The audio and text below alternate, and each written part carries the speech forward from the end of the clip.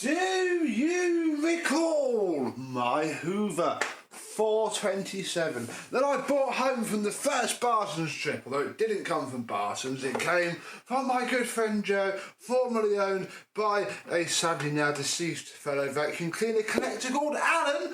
Now sat here in front of us, this Hoover 427 is refurbished, as good as it's ever going to get, short of a repaint. And yeah, ready to show you what it looks like, sounds like now, after many years of being sat under a storage container in the dirt. Let's have a look.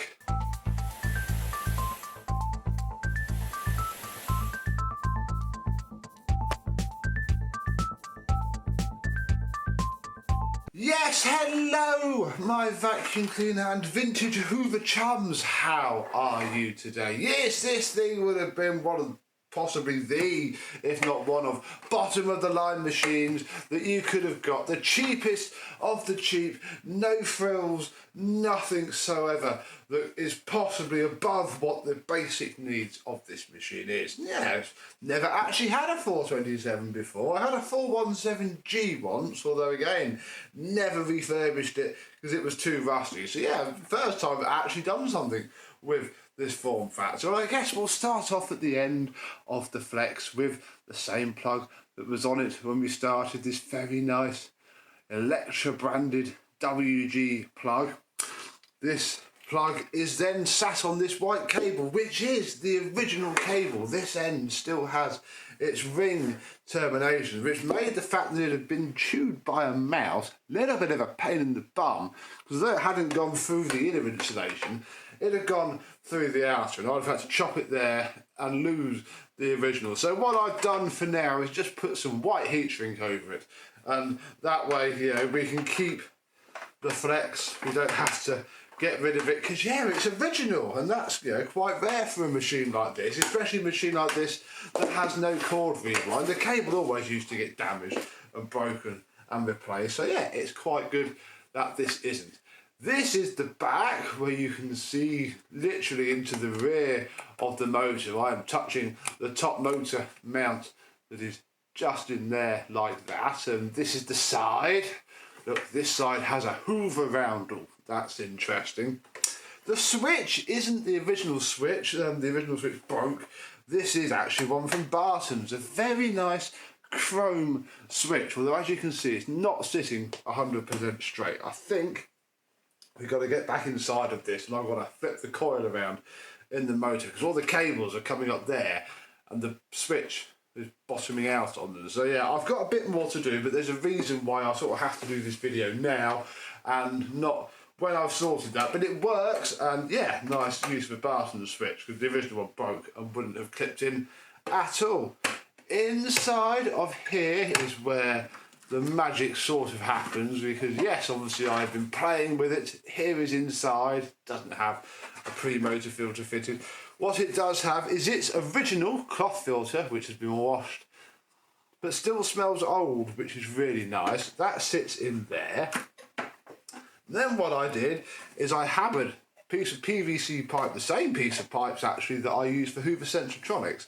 Does then mean though that the only bag that fits that is a pneumatic bag.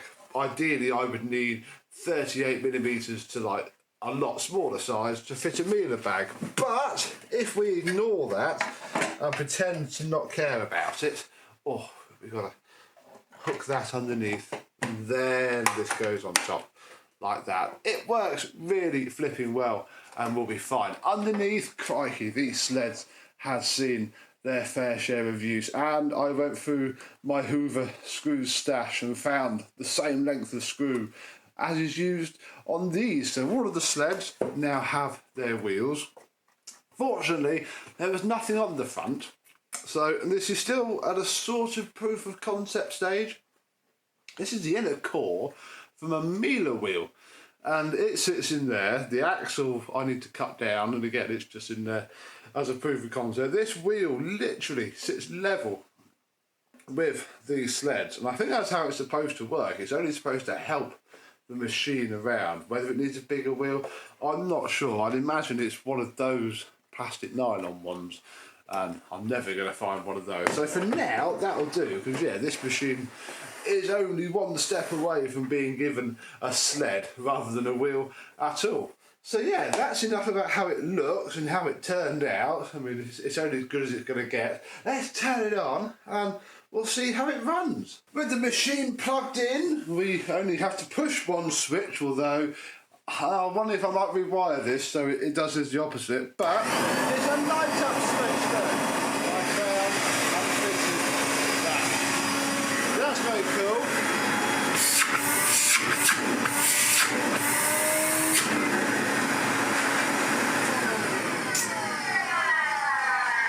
Where things go a little bit downhill with it, that wind down isn't brilliant, and I did the motor the same way as other motors, and it's still like that. So I might have a third look at it when I go back into it, although a lot of people say that their 427s also make that noise, and I'm wondering if, because it's a Hoover Constellation motor that was probably designed to be sat upright, obviously fan case here, bottom of the motor there, it's sideways in here.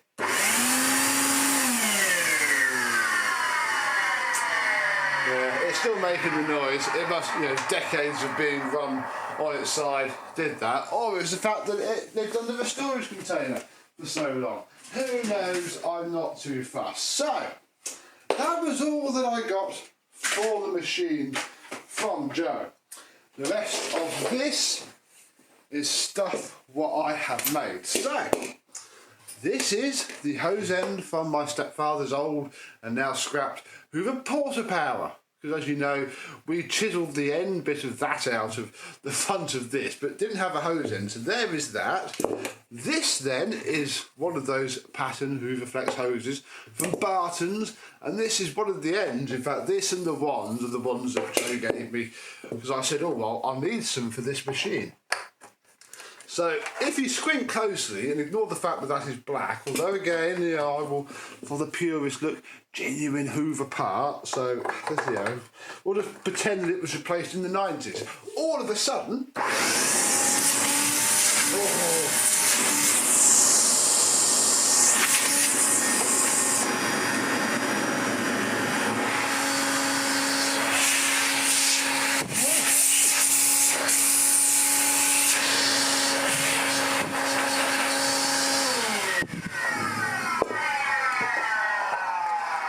sudden we have a nice usable little setup, and I'm only the lack of a floor head away from having a complete Hoover 427. God, how lucky am I? Now obviously the floor head this would have been one of those pretty horrible flip over floor heads, so I'm in no way sad to not have that. However, what I did work out fitted is this.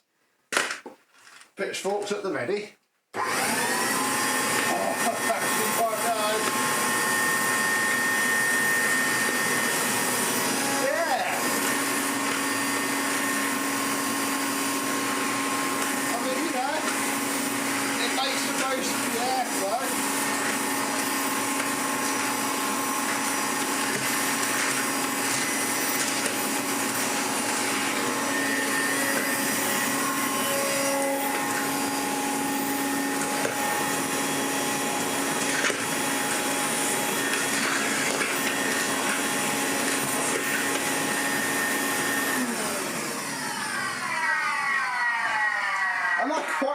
Dyson flat out head, so I'm on this for the win. Yeah, look at that look. I mean, it has to be this specific era style of, I think, DC08 fitment, but look at that. And I just happen to have this one lying around, so whoopsie daisy, we might accidentally keep this with that. I mean, we don't have to. We could use a genuine Hoover head.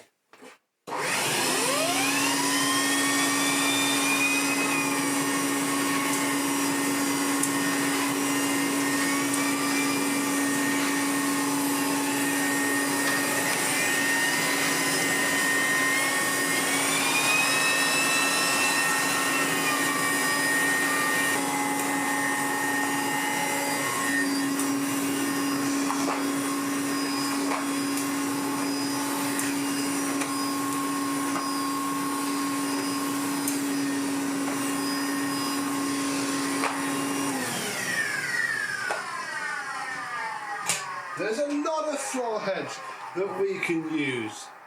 Obviously, this one perhaps not. Yeah, and you know, all of those are a lot better than the Hoover floor head it would have come with, and I'm happy enough. I mean, I'm not, you know, it was never meant to anyway. I'm amazed and happy that it runs as well as it did at all. I think I must have paid a £5 for it, so I would call that jolly good indeed.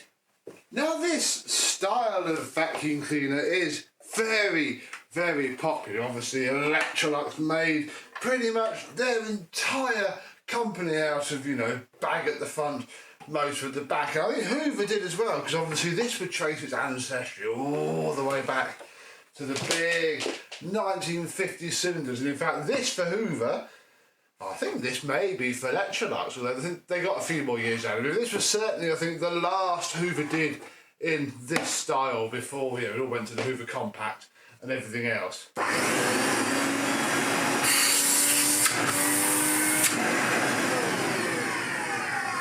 this sounds a lot better than that, well. Oh, Electrolux, I think you're nailing it.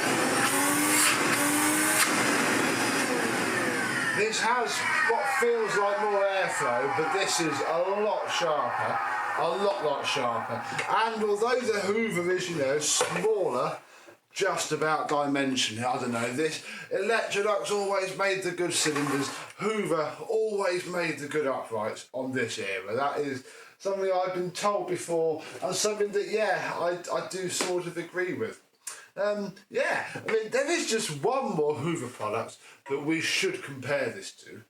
And that is, of course, the identical coloured Hoover Constellation 867A. Yes, this is why I ran this through the refurb nice and quick, because I don't have this machine for much longer. Yes, this is from 1975, so 2 years newer, but they're the same machine. This and this share the identical same motor. They fitted that switch to the really later Constellation, so we'll class that as well. Cables will be the same. I mean, heck, I'll show you in a minute. They've even got matching WG plugs, and the paintwork on this Constellation is so much better than the paintwork on this Hoover. They are the same. I mean, of course, one sounds fantastically better than the other. Same motor.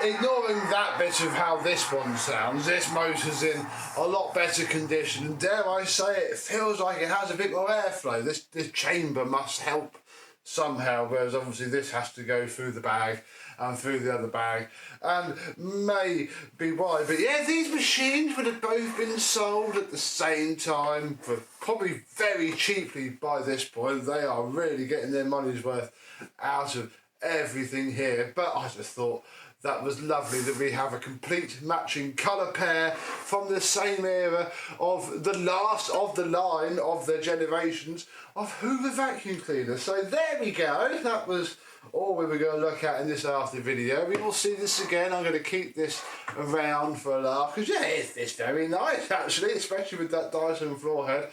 We have ourselves a usable working machine.